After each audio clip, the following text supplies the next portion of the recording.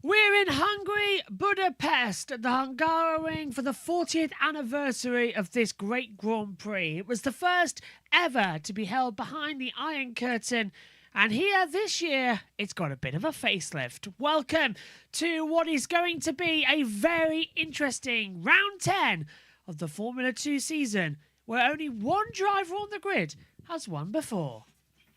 We've got about 45 seconds before the World Speed intro starts and the green light goes on for the session. Alongside me in the commentary box is Omi and Tom. And Omi, just coming to you quickly as well, we're in for a fascinating weekend here as well.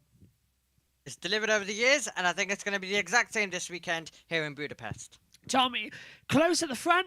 If Spa was anything, this is going to be another great weekend. I would expect so. And given the element of strategy involved on Sunday, possibly, well, potentially, given the fact that there is forecast of rain for the early morning, I mean, that could play a part in how the Formula 2 Championship gets decided, whether it's a cancelled race like we had in Australia, or whether we actually get some form of running in there and reduced points get given out. But we'll see soon enough. But for now, it's on to the practice session to begin the latest chapter of this Formula 2 campaign. Green lights on. Here it comes then. 45 minutes ahead of us. Let's cross over.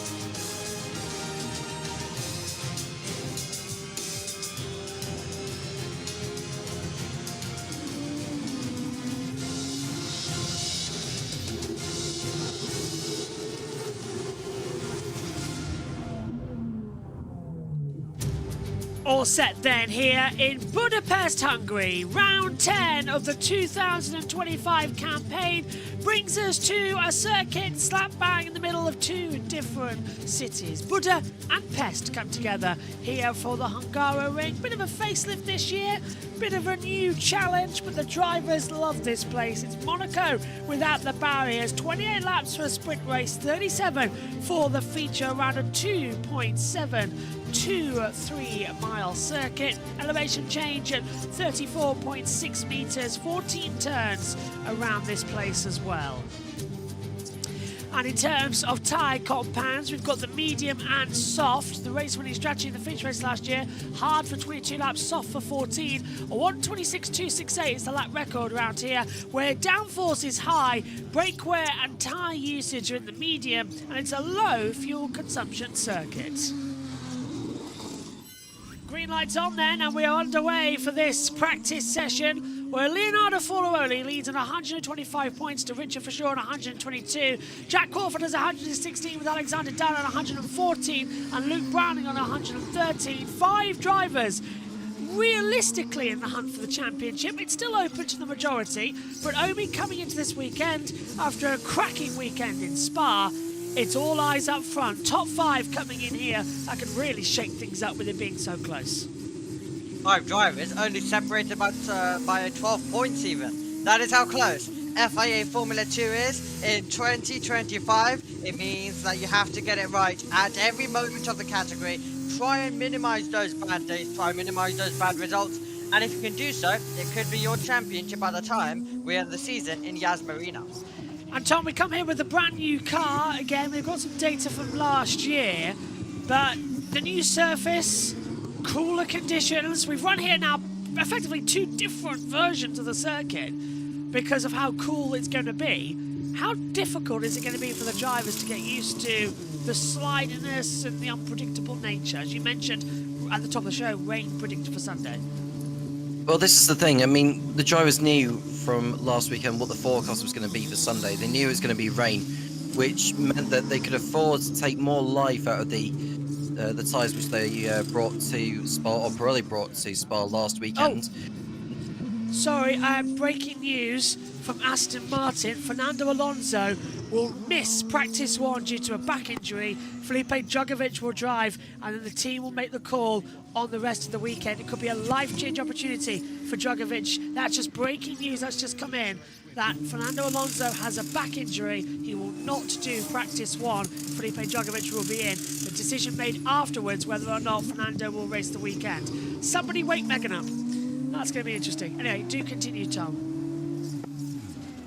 It goes back to saying about the tyres. I mean, they're using medium tyres. That's the harder compound this weekend. I think the softer one, I presume, would be the red side marked soft compound. Yep. Unless I'm mistaken with that. But you know, it's going to be a fun weekend with all the you know, the track evolution and everything that comes with that.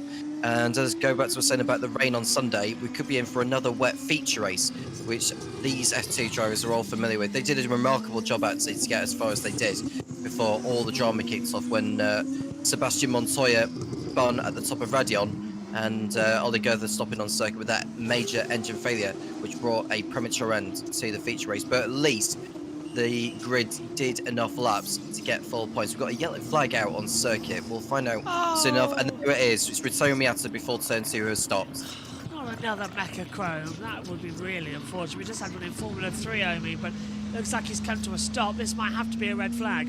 Let's hope he remembers the rules and doesn't get out of the car. Yeah, after a first podium in FIA Formula 2 a week ago in the feature race, after penalties came upon disqualifications. I'm sure we'll discuss more of that in a second, but yeah, that is heartbreaking for Miata. We are only coming into this session, and a driver who I have to say made a brilliant move here 1 year ago as well at turn number 1. Nice double overtake to get the switchback. The red flag's out, and that is possibly practice over in the opening minute for Miata. That's a disappointment. As we said in the regulations in Formula 3, if you cause a red flag in a practice session, you are not allowed to restart the session. Okay, let's check in then with Alexander Dunn, as he had an interesting weekend last time out as well. Yep, Alex Dunn in Spa, I think, was a shining example as to what could happen. The Irish driver taking a victory, but then getting disqualified later on. It was an up-and-down weekend. I'm pretty good. You know, I think these things can happen. You know, I think for me, the main thing is that the reason we were given the penalty has absolutely zero advantage or even effect on the race, let alone the actual issue it caused. So, you know, I think from the beginning of the weekend to the end of the weekend, we were the fastest, and nobody was really able to come close to stopping that in qualifying and in the feature race on Sunday. And, you know, I think, unfortunately, yes, we lost the win and a pretty decent amount of points, but I don't see why we won't be able to do that again later on in the year. You know, there's still a lot of rounds left, so I think I'm more than comfortable and more than confident that we'll be able to get it back. So let's head down then and join Chris McCarthy as we're under the red flag. Points he's lost. He finds himself on 114 points to the 125 of championship leader Leonardo Fornaroli. Yeah. And, you know, will he be counting those points come the end of the year? Exactly the correct way for him to approach it. But, you know, retrospectively, when the year ends, will he look at that point loss and think that was the difference? Yeah. A real shame procedurally for him.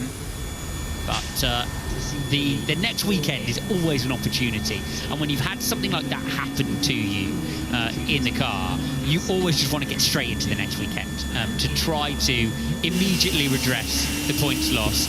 And I think what nobody can take away from Alex Dunn is the brilliant performance over the weekend. You know, qualifying outstanding, in the wet, in the dry, restarts, everything he delivered was brilliant behind the wheel. So sometimes these things are just out of your control. Yeah, if that had happened this weekend, it might have been slightly different going into the summer break, but it's now a chance to put it right this weekend.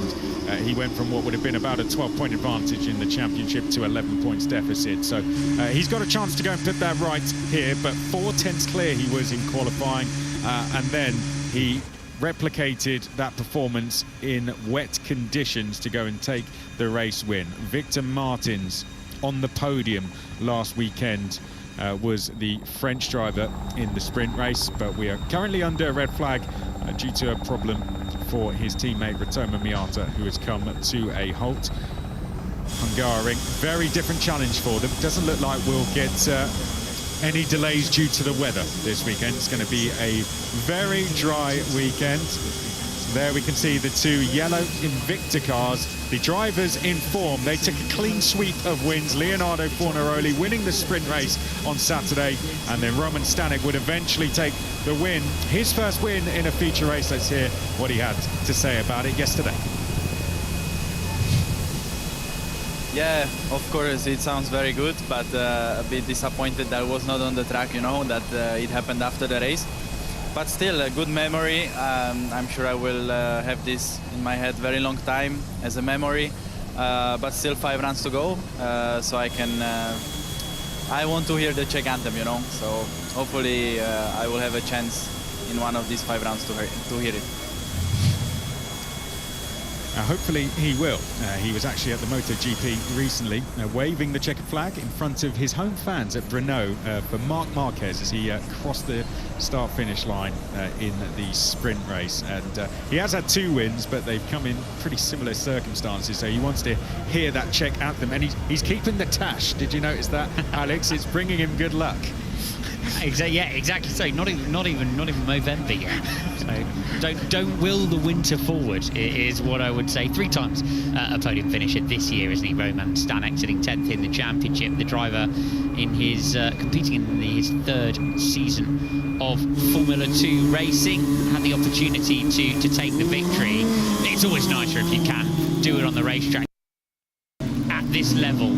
Drivers are not just looking at the result of the series, they're looking at demonstrating ability. You know, sometimes a drive through from the rear of the field to finish 5th can catch the imagination of teams, you know, in Formula 1 looking at who they might want to throw in the car, more than just having a car that's fantastic underneath you and driving away from the field. I mean, of course, every driver wants to win, but the opportunity to demonstrate ability and win it on the road this season is what Roman Stanek will want next.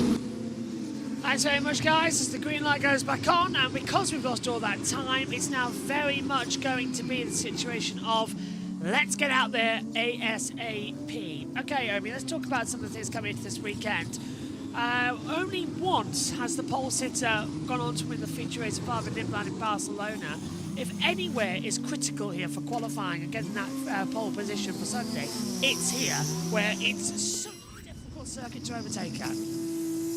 Yeah, the drivers have proven around the circuit that lap 1 we can see plenty of changes in Formula 2 around this place, pit stop phase as well, and then sometimes you can just send it up the inside. Right, transfer incident involving Stanek and Dougson has been noted. That's when you make your way up the hill up to turn number 4 around this place. If you want things up with us, that's where Alexson is heading to at the moment in time. As we also review some of the other contenders, Arvid Lindblad, who you were mentioning, of course, was able to get the pole to win in the feature race in Barcelona. That was a complete dominant drive for him, and he sits 7th in the standings. Not what he would have wanted, but there's been a few rounds that have fallen away from him, and his win last about. Once Alexson got a penalty, it was Arvid Lindblad promoted to the win, and then he got disqualified, and then we ended up with 3rd place finisher Roman Stanek ending as our race winner. Yeah, it got a bit confusing when we were midway through the red flag and all of a sudden all these penalties were coming through in Formula 1 over the Belgian Grand Prix weekend. And Jake Sanson was with us for the previous event, and yeah, even he was shocked to see, but I got it. He's taken it through. Tom, your thoughts on these penalties that have come through? Is it a bit too far to change the result after it's happened, or are just, you know, rules, and you've always got to keep in contention with it? I mean, how else are you going to do it? That would be my point. I mean, I know there's a lot of people saying out there, well, they shouldn't change the result after the podium is finished, but there's got to be some scrutineering involved in this, because you don't want drivers cheating, you don't want teams making the cars different to what the regulations allow them to do. rules are rules for a reason, and I get that people are not happy with the race result changing after the podium's been completed, but what can you do? They are what they are for a reason. If people don't like it, then the sport probably isn't for them. Is there an option maybe you keep the win but you don't get the points? That sort of thing. I don't agree with that. No, because then you're just diluting the achievement for others to basically finish a race under a car which is, well, conforming to the regulations, whereas if you're just allowing drivers to keep wins in a car that's not conforming to the regulations, then how is that consistent? But the inconsistency of Formula 2 at the moment is the fact is that the rules keep changing mid-season. It's a bit like NASCAR in that regard as well. It's the fact is that they keep moving the goalpost and the teams are trying desperately to catch up. It's supposed to be a spec series, and it's so hard. There's a big lock of Clan Shields down towards turn 1 on the left-hand side tyre into the braking zone. It's flat spotted those brand new medium compounds. That is the hardest tyre here this weekend alongside the soft. We've got to step down in compounds as well. It was hard soft last year, now it's medium soft for the compounds for this event. But yeah, I mean, they keep moving the goalposts again, but the teams have, as Lewis Hamilton walks to the Sauber garage as well, which I find quite entertaining. But yeah, how much is it that we're having to go, yeah, this is not right. This is getting a little bit ridiculous now that things keep on changing and teams and us at home can't keep on top of it. Well, yeah, I feel like it's as unfortunate as it is, as there we have Paul Aaron just down there as well with Kick Sauber at the moment. But as unfortunate as it is, as Tom mentioned, rules are kind of rules. So it's unfortunate, but it's the only way that things can happen. Stanek and Dirksen, by the way, will be investigated after the session. But yeah, it's just unfortunate that it happened, but at the same time, these are penalties, these are things that need to be dished out, and we have to crown a fair winner, and all we can do really is just keep an eye on what goes on and come into the next round, and hope everything is fair and everyone learns from those mistakes, which I'm sure they will be doing down at Rodin Motorsport as well, along with Campos. So these are things that will be learned, and they will try and avoid it in the future. That's the only thing that they can really do at the moment. But yeah, nothing really you can do. Unfortunately, results will change and can change after, and usually at some point in the season we do see it affecting into the front of the field, which is exactly what we had last year in the sprint race, where Richard Verschoor got disqualified and Kushmani took the win. Let's talk about Alexander Dunn's penalty then. This is what the stewards have said. Following the conclusion of Sunday's Spa-Francorchamps feature race, Alexander Dunn has been penalised. After the race, Car 17 was referred to the stewards by the technical delegate for an alleged breach of Article 1.6.1 of the technical regulations after failing to engage the startup procedure. A defined setup procedure activation must be used during all formation starts and race starts, and Car 17's data showed that the driver did not engage the starting procedures. My headset gets caught underneath the table coming through. The stewards then spoke to the team representative of the driver, and after considering the matter, extensively elected to give Dunn a 10-second time penalty in accordance with the guidelines. Why? It wasn't a standing start, it was a formation start behind the safety car. What's the difference with the starting procedure that you need to go? He elected the same gears, he elected everything to get going. I can't see how that's worth a 10-second time penalty. They were very vague about it as well. I am, by the way, looking at Formula 2. It was completely off the cuff. Just trying to have regulations now for Formula 2 to find that article for you, to quote it to you. I'm downloading. It is downloaded. Do I love that with the internet's working better? Yeah. So it was Article 1.6, wasn't it? Which is the car operation, which is on page 4. So Article 1.6.1, all cars must be built and operated in accordance with the car supplier user manual, the power unit supplier user manual, the gearbox supplier user manual, and the system user manual. Well, are we saying that they haven't? It doesn't really make sense, does it, as well, as to what's going on? We're going to get to the bottom of this because the car's coming across line rolling Gerton on 139.139. For sure, his teammate's 37 thousandths of a second just behind him as well, so he's closing up at the front. Right, this is what the document says from Spa-Francorchamps, which is Here we go. Failing to engage startup procedure at the start of the formation lap. This is the time penalty to come through. So the stewards officially said, it's a long document, the stewards received a report that they, Article 1.6.1 and the Technical Regulations Article 11.15 of the user manual. Car 17 had not engaged the starting procedure. So, okay. It doesn't... Yeah, but Article 1.6.1 only says that all cars must be built and operated according to the car supply. Omi, it seems like it's just a general rule that they've used to penalise a driver. I can't see why not activating the starting procedure under a formation lap start is relevant to Article 1.6.1. The stewards seem to just been throwing things at the wall and saying, yeah, that sticks, there we go. It doesn't make sense, and they haven't appealed it because they can't appeal it, can they? Yeah, I think Rodin just want to put full focus on this round here at Budapest and try and get on with it. But I think loads of missed opportunities, driver-wise, post-race stuff, and team-wise for them this year with Alex Stone, which is quite a shame and could come to bite them later on in the championship. Now I've got to scroll now to get to Article 10.4.3, which is what Arvid Lindblad got to. Article 10.4.3, yeah, so here we go. It's tyres, and it's tyre pressure. Each competitor must install and maintain working tyre pressure monitoring systems as well. So basically, you've just got to keep the tyre pressure in window.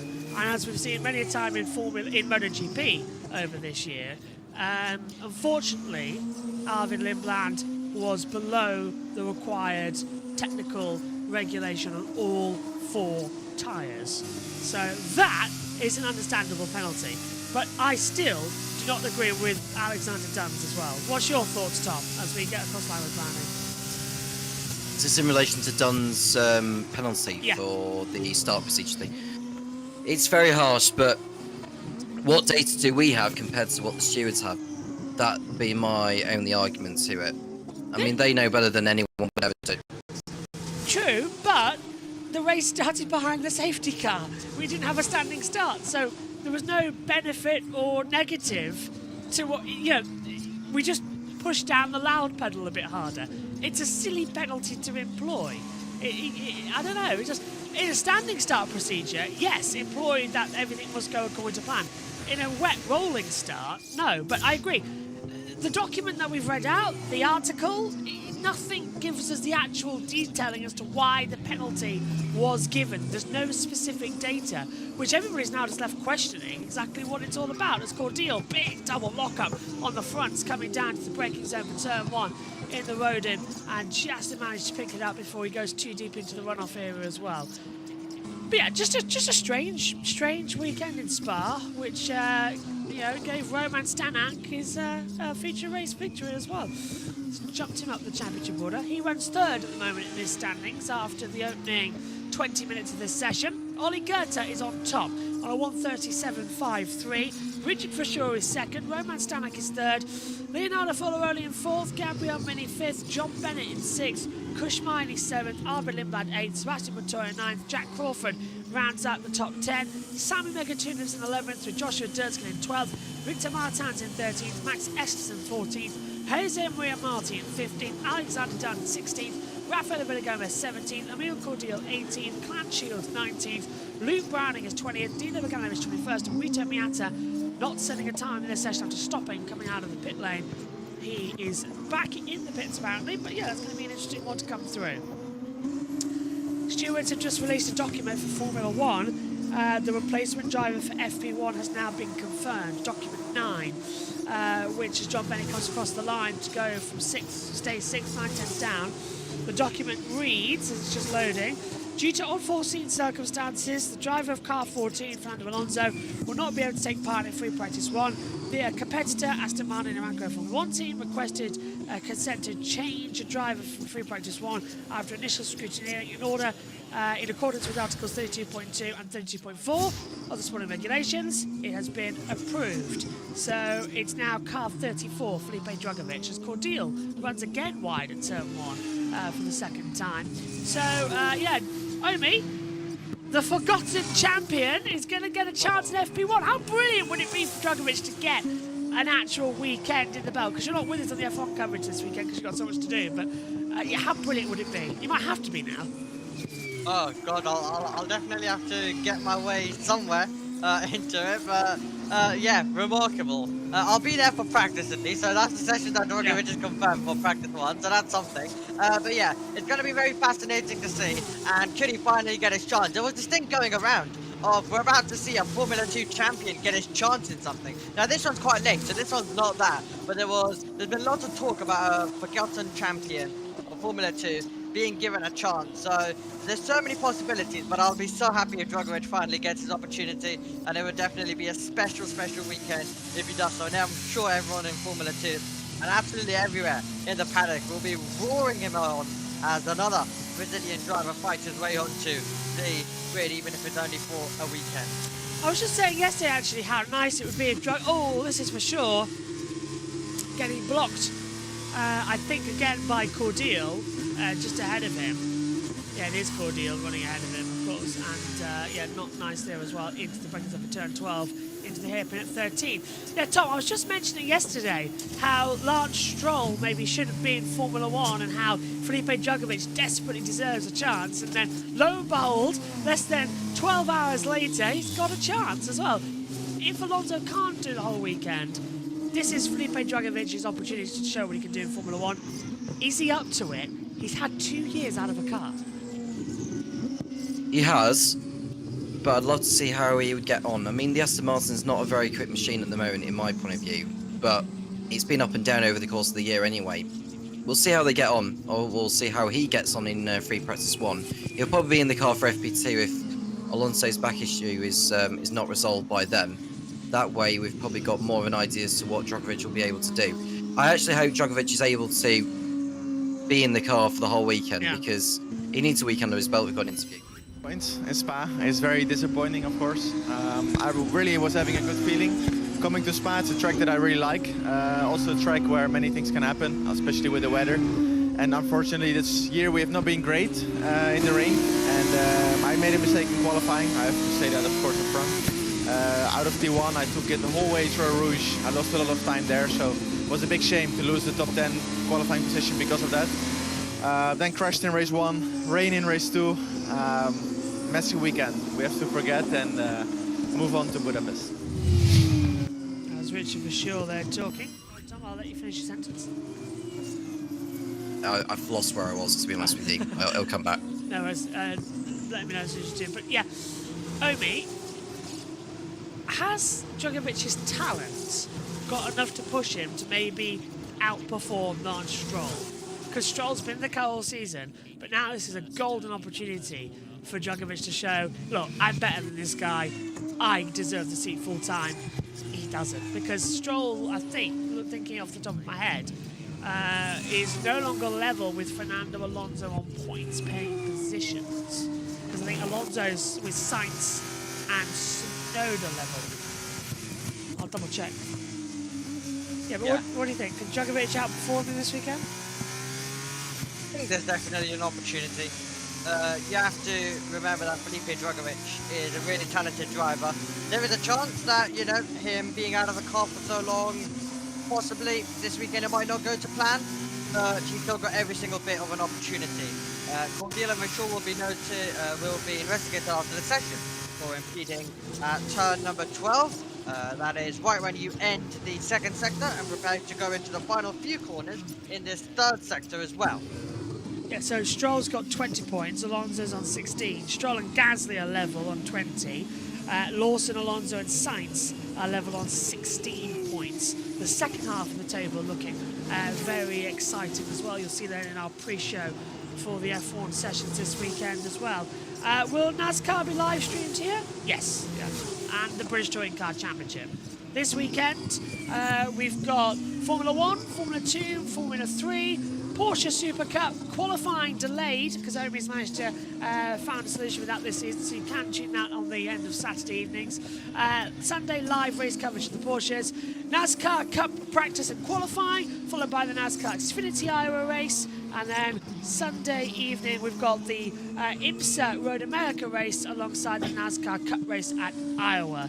Next weekend, actually, it's quite just American only. There's no racing at all in Europe. Next week, we go truck racing at Watkins Glen on the 8th. IndyCars at Portland. We've got the Xfinity Watkins Glen race and practice and qualifying coming away from there. And then on Sunday, we've got the NASCAR Watkins Glen race and the IndyCar Portland race at the same times. So next week, it's just an America's affair as well. Over on JB Motorsports 2, though, I'll hand over to Omi, who knows what's going on this weekend with Freca and Italian F4. And Jimmy. Yeah, we've got, as JB just mentioned, we've got Freca, we've got JB2, we've got Italian F4. We've got them all. Freca and Italian F4 over to Imola. Italian F4 will be having 3 races this weekend as they usually do. Freca with their usual 2. All of the racing will kick off tomorrow. That will be taking place at Imola. We'll have live coverage of race 1 and race 2 for Italian F4. Race 3 will be delayed.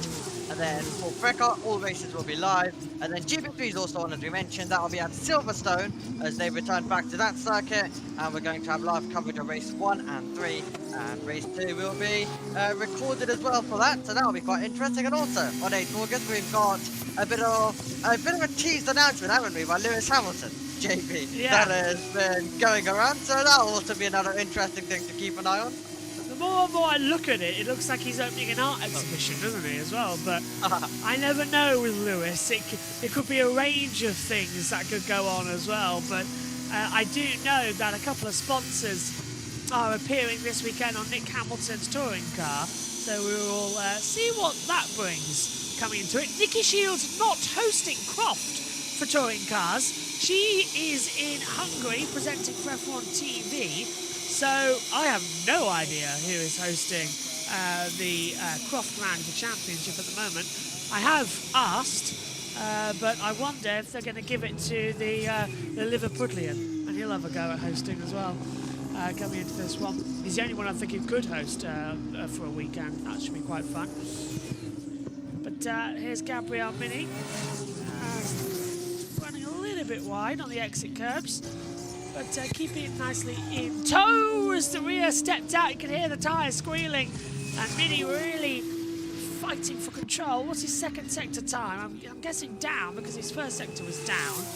He's 3/10, but it's personal best actually. Montoya, his teammates looking better. Okay, hello to Sean. He's put in, continuing from Plug's update above, a decision that was made on his participation in FP2 and the remainder of the weekend in due course. So I wonder if Alonso will try and do the second practice session, and if he can't do the weekend, then give up. But Alonso, as we know, is going to be all down the hatches. He's going to be needing to keep updating with that. Luckily, though, Megan's not here today.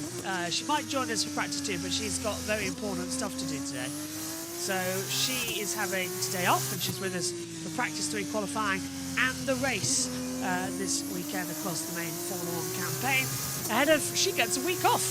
She's not in Portland or NASCAR, so she's actually very happy she gets a week off. As it's going to be investigated after the session. Lindblad and Browning as Megatuna puts a wheel on the exit curve. Oh, it's all go today, isn't it? This is fantastic. We haven't even started. It's lunch break next. Megatuna over the line, DRS activated.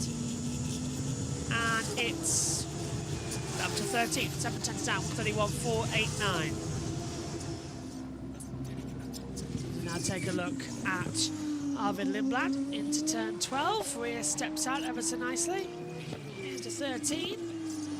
It's important here, isn't it, actually, Tom? It's the only part of the circuit where you don't want to hit the apex through turn 13, isn't it? You sort of got to find the middle line because it's not how the track operates. It's a weird circuit. I mean, you've seen many changes over the first and last sector here over the years as well. But it's so much fun when we come here because history sort of beckons in our mind, doesn't it? Stanek still there. 118 in the middle sectors. Should going a bit quiet now as we're into that lull period, Omi. As Stanek comes over the line. I hate it when it goes quiet because everyone looks around and goes, well, what are we talking about now? Because everyone's in the pit lane. Exactly. That sixth position for him. Gunther looking very well. I remember this was the circuit where he arrived in Formula 3 as well and had reverse grip pole. The sprint race, the wet rolling start that we had that day, where he would queue them all up. I remember that. And then he was getting himself all ready to get going with Ollie Gunther. In his first Formula 3 race, came in already, was being a contender. Formula 3 2022 was quite a lot of fun. Was really, really good. And title fight that went down all the way to Monza, but unfortunately we didn't get a finale to match it, thanks to the FIA, with all of the stuff that we had there. But let's hope this Formula 2 fight that has 5 drivers separated by 12 points doesn't get affected this year later on. It was 2022, the year that all the champions were crowned in the pit lane, wasn't it? Yeah, it was. Even Max Verstappen got crowned in the pit lane in Japan. He was retroactively given the championships. Yeah, I'm not even kidding. Porsche Super Cup, Formula 3, Formula 2 and Formula 1 all had their champions crowned in the pit lane, not out on the racing circuit. It was one of the worst years for it. I think, yeah, it was just weird how that kept happening. What was it? Qualifying F3 got delivered with point. I say, by the way, get rid of points in qualifying. Hate it. Hate that fact. Always have. It spoils the weekend. It's like I don't like how Formula 1 gets the title decided in sprint races. No, ew, go away. It's a main Grand Prix event. Max winning in Qatar was just annoying for me. So, a few drivers coming out on the circuit. Jack Crawford. Just exiting now through turn 11, down to the braking zone for 12. It actually seems longer in the car than it does on television, that run from the exit of turn 11 down into turn 12. But that's because you're changing the dash. It's a flat-out exit, you see. So you've got to put the accelerator on mid-apex. I was doing the lap attack here last night, actually, as the one we had from a couple of years ago was corrupted, and it wasn't in HD. And we've gone HD, full HD this weekend as well in 1080p. Across all our graphics. So I was doing the lap attack, and yeah, just a bit different. Let's have a word though out there on the circuit with Jack Crawford and see what he's made coming in as well. Let's hear it now. Yeah, here's very tricky. I think it's one of the trickier tracks we go to in terms of driving. You know, it's really technical. I would say, you know, along with, you know, the street circuits, it's, you know, one of the most technical circuits that we have that's permanent. So, yeah, very tricky to do a lap. And, of course, here being so hot, it's also only a one lap, you know, tire in qualifying. So you really have to put it all together in basically kind of 2 attempts on both your tire sets. So that, you know, adds to the challenge. Adds to the challenge, but it's going to be, failing to follow race director's instructions and practice start infringement has been noted for John Bennett. Oh, and Martins as well. Yeah, Martins is set to appear on the cooldown room next week as well. Oh, is he? Yeah. I skipped through it, Omri, before you shout at me. Imagine skipping through it and not watching the whole thing. I was busy. Wow. Oh my god. We got to, all the shows have been edited and got ready, but then I was making the FIA FOM intros, you know, the things you see at the start of the sessions, the fade in from the top of Earth and all that lot. I was making those yesterday, and we suddenly realised that the lap attack wasn't in HD, so I had to redo the F1 show for the Prees and make sure that all worked. Cue me at 8 o'clock last night in the commentary box after setting up all the graphics, running a dummy stream to make sure everything works. So it did. Everything works. I'm so looking forward to you all seeing that later on, by the way. You are going to love our new coverage styles as well. We are in high definition. I would say we might be in 4K, but we can never go to 4K. We can upscale as much as we like, but we can never actually go to full 4K because it would delay the timing on YouTube.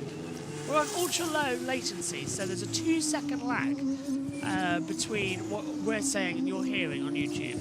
If we went to 4K, it would go to 10 seconds. So which means you'll be 18 seconds back from the overall action rather than the 8 you are now. So yeah, that's how it works. Going through. So, just coming to you, Tom, on this one. It's been a good session for the F2 guys out here. There's not been much going on, but this is critical for them to get information ahead of qualifying, where everything's going to turn up, because we have got a new tyre compound with that medium we were on about. Last year it was hard, this year medium.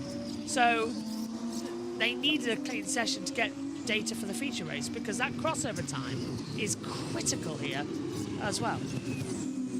And they need to have an idea as to how far that medium can go in the sprint race on Saturday, because that'll be the tyre that they'll be utilising, won't they?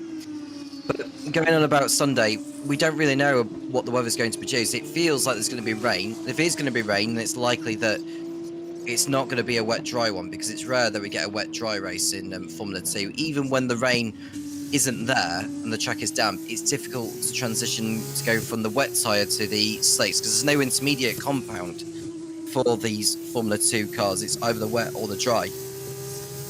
So we have to see how that plays out on Sunday, as we see Alex Dunn go through turn 12, utilising the curb as he applies the throttle, going through the last corners of turn 13 and 14. There's no corner names as far as I know, JB, unless you know otherwise. I don't think there is. I'll have a look.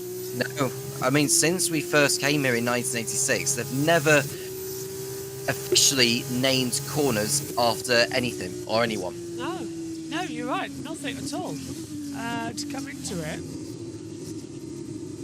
that's a surprise. I will ask you though, Go on. do you prefer the current configuration of the Hungaroring, or do you prefer the one that we had in the first few years when Formula 1 came here, or maybe the ones from 1989 to 2002? The first one, I tried it last night actually, the first one, because on the older F1 games, F195 and F197, you can actually use the ulterior layout to stop and slow it down. Bit fiddly, the first layout of the circuit, where you come out of turn 4, the kink, as it was back then, and well, turn 3 effectively, you know, and then you go into that little chicane and loop back up. Very tricky, and it does stop the overtaking, so I can see why they changed that. The long run up the hill is nice in towards turn 4, but I quite like the exit of turn 12, and then we had that little chicane, do you remember? And then it was a straight line braking into turn 13. I like that, because it's a straight, you sort of flick the car in. I think with the height, as we now see, because you're quite quick down here into the braking zone, you can lunge up the inside, but if you have a quick, literally down a gear, flick the corner, you invite the driver in front to make a mistake, and then you can lunge up the inside for a braking opportunity. I missed that. I never liked the heavy braking zone and the slalom that turn 13 has now become, the slow uphill nature, because it used to be you came at it mid-corner, so you could just put the accelerator down a little bit more. So I prefer that, but turn 1 is a lot better now than it was. I'll show you the difference actually on the F1 at some point over the weekend. I mean, I quite like the swoop in turn 1, but I get why they changed it back in 2003 when it's like a sharper hairpin now, and we have seen a lot more overtaken, haven't we? A lot more into turn 1. It's sort of the difference they made with the Nürburgring. It's sort of in that the whole new section of the first corner, it made it easier to create some overtaking side-by-side action. This is Cush mining through the Mickey Mouse section, which has never changed, and it crosses over. Yeah, I'll show you actually the old circuit and the differences we used to have. I need to see it. I haven't got a controller to show you, so I'll tell you what, we'll do that in the F1 session. We'll gear it up then, mid-session. If there's a red flag or a lull point, we'll show you a lap of the old track. I'll see if actually what was the last game it had? Was it 2002? It would be, wouldn't it? Because they changed it for 03. Yeah, so I'll boot up F1 2002 as well on the PS2 emulator and show you the last version of the old track, which I liked. Of course, Hungary is crowned... Oh, Mini made a mess of that chicane. He was fast as well in that first sector as well. Hungary's crowned 2 world champions in Formula 1, Nigel Mansell in 1992 and Michael Schumacher in 2001 as champions of days gone by. That's the only ones I can remember. Those are the only ones, JB. Yeah, lovely, lovely. There have been a Constructors' Championship being decided a couple of times there as well. 2002 and 2004. I can't remember if it was decided though in 92 unless it was the race before that in Hockenheim. I'd have to have a look. Come on, look.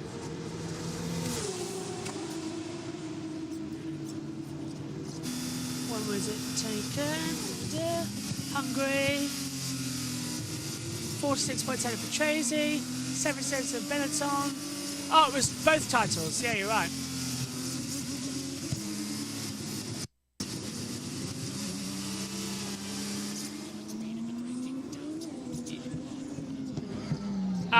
It was Belgium they crowned the Constructors' Champions for Williams. Yeah. Yeah. I just worked out because they still had 5 races left and it was a maximum of 16 points a constructor could score on a race weekend, which meant there was only 80 left on the table. So yeah, you're right. There was still another race where Williams could win the Constructors' Championship, which was Belgium. For younger F1 fans, you might not know this, but you could only score a maximum amount of points in a season back in the day. You used to have to drop results as well. Senna once had to drop a race victory, didn't he? Because he reached the maximum points threshold. So Prost, that's why it was all complicated back in 86 and 89. Just to argue that, he never dropped to win, JB. Oh, was it I think what he was second trying. place dropped? Yeah, it was the second That's places it, yeah. he had to drop. Yeah. Because he got too many wins that year in 88. Yeah. I'll tell you what, it was weird, wasn't it, that rule?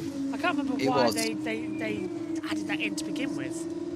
It was a FISCA rule, wasn't it? Yeah. And Prost would have won the championship if all the points were applied back in 1988. It was a mammoth season, it has to be said, you know, considering it was a mixture of turbocharged cars up against the 3.5 litre normally aspirated engines back in those days. Yeah, that was a weird time for Formula 1, but by the time 1989 came around, turbocharged cars were banned, which meant that everyone had to fit a normally aspirated engine to it, whether it be a V10 or a V12 or a V8, it had to be normally aspirated. You couldn't have a turbocharger in there. Great thing about 1989, by the way. Oh, go on, Amy. No, I just think Browning goes on momentarily, turns losing some time, and he reached the business end of the session that way, quick. He made a mistake coming out of the last corner. Just an interesting little fact about 1989, it was the last time that Honda had won both the Formula 1 and MotoGP World Championships in the same season. Nice. They're not going to do that for a while because Honda and MotoGP at the moment are, well, not great at all. They've only won 1 race this year, and that was in France with their satellite bike with Johan Zarco at the wheel in a wet weather condition. Yeah, Dom was all over the place. So I think those medium tyres have reached the cliff. What's happened here now as well? Kushmani going off the circuit as well. As you said, Kushmani, the only driver to win at this circuit who's on the grid.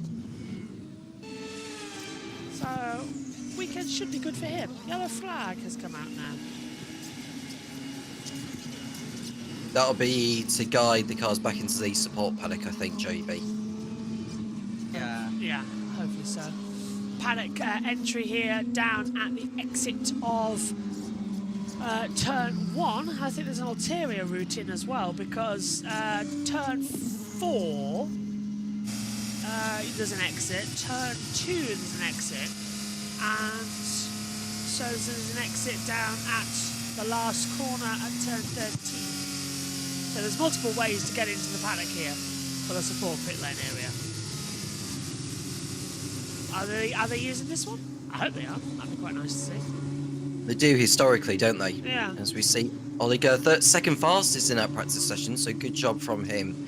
It's been a tough season for him, and yet they do go through via turn 13. Yeah, so they go over the turn 13. There's a little escape road they can use. Formula 3 have the access to turn 4 as well, because if you look at the map on this track as well, turn 13 and turn 2 are polar opposites to each other. So it's all one big extension area, and you have to get to the support paddock by going over a bridge, which has been rebuilt this year. Richard for short, P9, 4/10 down on the overall positions. Good session. Good session. We now have a little bit of a break before the F1 starts. Yeah, there's the... Oh, can we put... I wish we could pan back to see the bridge apex down there. But there's the FIA garage and all the Formula 2 supports, awnings and tents. And if you take a look, actually, those little row of boxes with the old F2 commentary boxes that Will Buxton used to stand in back in the day as well. Here's your results then. Omi, take it away for the second session. Well, Luke Browning, late lap time and fastest of all, with Gertler in second place. Alex Dillon, P3 for the Irishman, and then Roman Stanek wants to hear his national anthem and wants to do everything he can to make that possible. Strong fourth for him, Dirksen in fifth, Martins in sixth, then Slimblad, Beganovic, Vashor, and completing the top 10 was Gabriele Mini. And then in 11th we find ourselves with Dams Lucas Oil's Jack Crawford, and then it was Fornaroli, Miney, who's our only winner around the circuit in Formula 2 that we have on the grid. Marty was in 14th, then it was Cordeal, Megatunif, Bennett, Montoya, and then Shield found himself just ahead of Villa Gomez, who was in 20th. Max Esterson was in 23rd, and Miata has a big ask going into qualifying later on with basically no running from this session. He's in 22nd. Couple of things to come through. Sean says, apparently, I heard that Djokovic has negotiation talks with Cadillacs. It could be a big chance for him to show something. Travis says, no rain, please. Long says it might rain, so fun incoming. They might delay the start and only use inters as well, says Travis. That could be interesting. But Travis also has a question for you, Amy, quickly.